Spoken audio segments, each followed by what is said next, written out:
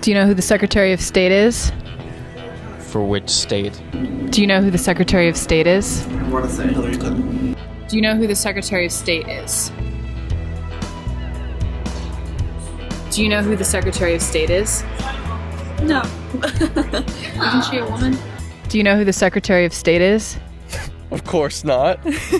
No, I don't even, this isn't where I'm from, so how would I know? Wait, what's the Secretary of State? What state are you from? Florida. Do you know who your senators are? Oh, geez, no. Do you know who the Secretary of State is? Hillary Clinton. She was. She might not be anymore. She's not anymore. She's not. I don't think she is. She used to be. It was a recent change. Shoot, what's his name? I honestly don't know. Is he the one that he ran for president a while ago? Democrat or Republican? Democrat. But he might not. Like how long ago? Against George Bush. Kerry? Yeah. John Kerry? Yeah. Nice. Yes, John Kerry. that's He it. was He's running for defense. president when we were in 4th grade. Yes. What is the significance of political participation? What is political participation? Well, let's start with what is it. Political participation is any activity that shapes, affects, or involves the political sphere. Political participation ranges from voting to sending a letter to a representative to attending a rally. So, why is political participation important? Well, we live in a democracy, and a democracy is founded on the concept of popular sovereignty. The authority to govern is vested in the citizens of the governed population. Therefore, if a large portion of that population were to adopt an apathetic attitude about their government and refuse to participate in improving and changing it to meet their needs, the government would fail to properly rule its people. In order for democracy to meet the needs of its citizens, the citizens must be willing to participate in the political process that brings about the policies they want. The concept of majority rule is only perfectly effective when the entire population participates in the politics of the decision-making process. The first level of political participation is to be aware, politically aware. Political awareness is a general knowledge about current political figures, policies, issues, situations, and events. In this documentary, we set out to discover if political awareness was at all affected by attending college. While education is supposedly one of the greatest factors in determining political awareness and sophistication, are college students really aware? College students are supposed to be expanding their minds through higher education. Does this expansion include becoming politically aware? Can students answer basic questions about American politics, and is there a difference between the awareness of students of Principia College and other colleges? We set out to discover the answers to these questions and more by interviewing Principia students and sending out a survey to compare the answers of students of Principia with students of other colleges and universities. For this study, we focused on college students' awareness and knowledge of basic American politics. To gather basic information about college students, we not only conducted interviews around campus, we created a survey and posted it on Prince Craigslist, a popular Principia College Facebook page, as well as our own personal profiles. We received 79 responses, 58 from Principia and 21 from students at other colleges nationwide, mostly located in Michigan and California. Their political bias was fairly well spread across the spectrum of liberal or conservative. Our respondents were 60% female and 40% male, and 68.4% had registered to vote. But despite the clear majority having registered to vote, only half had actually voted before. A third of our respondents said that there had not yet been an election since they became eligible to vote. Professor of Political Science Benjamin Hyten at the University of California, Davis, explains why political awareness, or as he calls it, political sophistication, is important in his article, Revisiting the Relationship Between Educational Attainment and Political Sophistication. He states, "Political sophistication facilitates the development and stability of public opinion. It enables people to connect their values and interests to their opinions and behaviors. Awareness leads to the acquisition of new information from the political environment, and political knowledge promotes civic virtues like tolerance and political participation. The unequal allocation of political expertise in the mass public further contributes to the significance of political sophistication for democratic politics. Expertise is a valuable resource whose distribution favors some groups and interests while disadvantaging others. The better educated, the wealthy, whites, and males are typically more politically aware than those who are less educated, less financially secure, non-white, and female." Because the distribution of political sophistication is correlated with political interests, election outcomes and collective public opinion would likely be different if everyone was equally knowledgeable about politics. There is distortion in the quality of representation because groups with less relative political sophistication are disadvantaged vis-a-vis those with more. So, how politically aware are college students?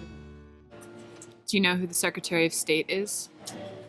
At this moment, well, I know it was Hillary Clinton, but she's running for office right now, so I don't know if she's allowed to be Secretary of State anymore. Okay. Close. She was Secretary of State. It's now John Kerry. John Kerry. Okay. Okay. Do you know who the Speaker of the House is?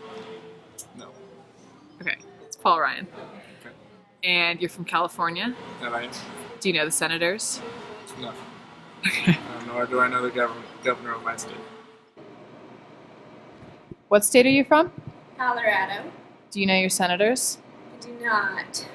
Do you know who the Speaker of the House is? No. Do you know who the Secretary of State is? I don't think so. I know names, but I don't know the position. Yeah. All right. So Hickenlooper's in there somewhere. There's a what? Hickenlooper? He's something of Colorado. Those interviews represent the portion of our survey respondents who were not the most politically aware. However, our survey revealed that college students are more aware of who Speaker of the House Paul Ryan is as opposed to Secretary of State John Kerry, despite the fact that Paul Ryan has only been recently elected to the position. This is most likely due to the fact that Paul Ryan is a young face that students can relate to and remember. Our survey found a surprising number of students who could correctly identify their governor of their state. However, this data is in line with the fact that the executive branch of government is more well known. Everyone knows who the president is. On the other hand, less than half of the respondents could correctly identify even one of their representatives in the U.S. Senate. Do you know who's leading in the polls right now for the Democrats? I want to say Bernie Sanders, but I don't know that for sure. Who's leading in the polls for the Republicans? I kind of like it sounds Trump, but it's really sad and I don't want that to be true. No, that can't be right. No, I'm like pretty sure it is though. Do they not have anybody else? There might be another guy, Ben Carson. Was that he a thing? Yeah. The survey also asked students who they recognized as leading candidates in the 2016 presidential election. 73% correctly identified Donald Trump as one of the leading candidates, and 68% correctly identified Hillary Clinton as one of the leading candidates. Once again, this follows the pattern that executive positions and even candidates for executive positions are more well known than other government officials. All of these graphs show that at least 25 to 30% of American college students have little to no knowledge of basic political facts. The second level of political participation is voting. Over the years, college-age students' voting frequency has declined, as we see here in this graph. According to John Atlas, the author of a book about the Association of Community Organizations for Reform Now, the decline in the frequency of voting among the college-age population is due to partisan realignment. Partisan realignment is a shift in a political system structure of voters' party identification, meaning any major shifts that either political party has gone through has caused a change of fan base, meaning people are reconsidering how they want to be represented politically. And among the college population, this indecisiveness leads to a decreasing desire to vote. So are you registered to vote? Yes, I am. And have you voted? Not yet. Okay. So it came so close one time. Yeah. Were you eligible to vote in the 2012 election? Not in the 2012 election, unfortunately. Okay, cool. What about 2014, the off-year election? I was eligible in 2014. And you said you didn't vote. Why didn't you vote? I had to go to the grocery store and the school, and they're 10 miles away from each other, so I went to the grocery store instead. I couldn't make an informed decision. I didn't have time. Gotcha. I didn't have time to decide, so that's why I chose the supermarket, unfortunately. Although that interview demonstrates the attitude among college students created by partisan realignment, the results from the survey we conducted reveal that 68% of students are registered to vote, 52 have voted already, and many more plan to vote in their first election soon. This suggests that college students aren't as apathetic about voting as many other sources suggest. Rick Edwards, a British TV host, presented a different theory about young voters in a TED Talk back in the summer of 2014. I'd like to quickly dispel a myth about them. Young people not voting is not due to them being uncaring or apathetic or lazy, as the media and certain MPs might have you believe. On the contrary, in my experience, they do care. They're passionate about social action. They're volunteering in greater numbers than ever before. They campaign online. They've just lost faith or never had faith in the top-down political process. They don't believe that the main political leaders understand the issues that affect them most. That brings us to level 3 of political participation. Is community service more important to you than national politics? On a personal level, as far as what as individuals we can give back to the community, I would say community service is more important because you have more of a direct impact on what's happening around you rather than casting a vote, because when you cast a vote it goes through a series of processes, and so often millions of Americans kind of get removed in a sense, whereas you can directly see how community service is affecting your community and how it's giving back to people directly next to you. You can see a child getting educated because you're either helping build a school or putting books in the school, or you can see homeless people getting fed because you can be there helping and see that direct change. And I think by doing community service, you can become more politically aware in a sense, or have more of a need or desire to change politics and really get involved with the political national level. But I think you definitely have to start small. This raises an interesting question. Is there a large population of college students who see this third level of political participation, which includes all non-voting political activities, including community service, as a replacement for voting? Our survey reveals that 94% of respondents participated in some type of community service in the past 12 months. This is a significantly higher percentage than the 52% of respondents that had voted. Even if we assume that all the respondents who said that there hasn't been an election since they turned 18 were to vote in the next election, the percentage of respondents who did community service in the last 12 months would still beat those who voted by 12 percentage points. This clearly proves that community service is more important to college students Than voting. Contacting the government is another prime example of political participation at the third level. In our survey, we asked students if they had ever contacted the government, and if so, how? It turns out that about 72% of respondents have never contacted any government official or candidate with the intent to influence public policy. Of the 28 respondents who had contacted their government, their state governments received the most of their contact at 41%. Local governments were next most popular at 35%. And lastly, there is the federal government at around 24%. These data are very interesting because they indicate that students participate more on a local level than they do on a national level. Which also agrees with the sentiment that community service is more important than national politics, which we talked about earlier. Let's go back now to an interesting interview we did with a student about the time he contacted his government. Nice. Do you know your senators? I tried to write to them, but they didn't write back, so I forgot their names. Oh, I'm sorry. What did you write to them for?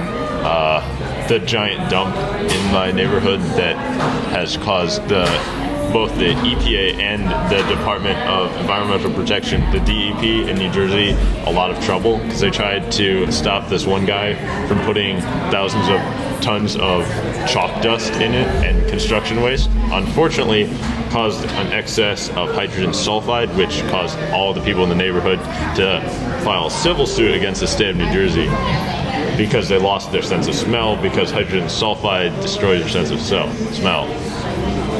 That escalated quickly. It did. 5 parts per billion quickly.